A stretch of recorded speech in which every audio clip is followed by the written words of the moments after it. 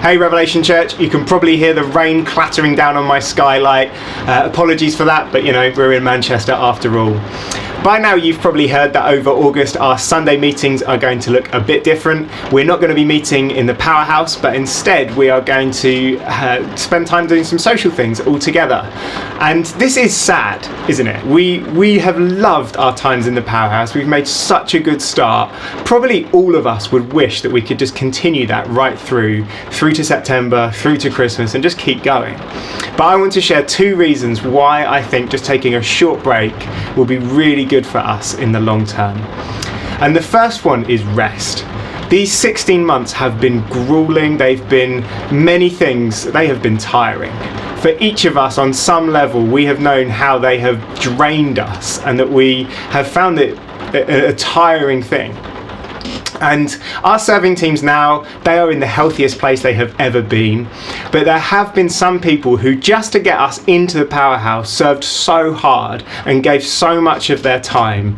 And so I wanted to make sure that there was space where everybody could get away this August more than any August to catch up on missed time of seeing friends, seeing family, getting out of their house, getting out of Manchester, as we all need to do from time to time to rest and recuperate, without anybody feeling any sense of rota pressure or I can't do that because I'm meant to be serving here, so that we can all make sure we're rested up. September is always really busy for us. We've got students coming, we've got students returning, we've got outreach planned, we've got carols at the end of it.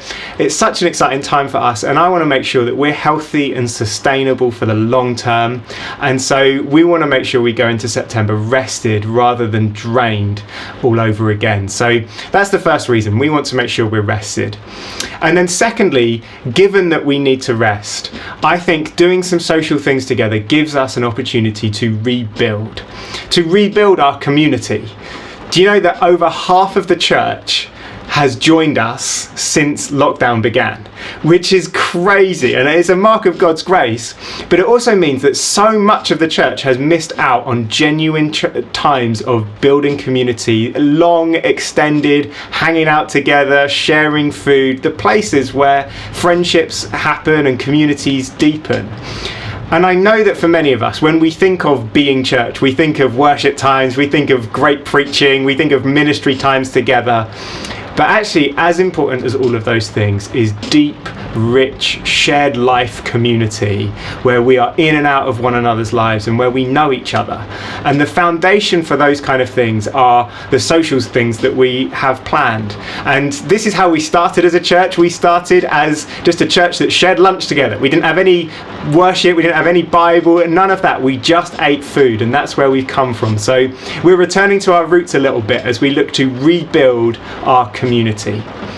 Let me say again, I know that this is sad for us. I know that I really wish we could just do both. We could do lots of social stuff and we could keep our meetings going. And maybe next August we'll be able to do that.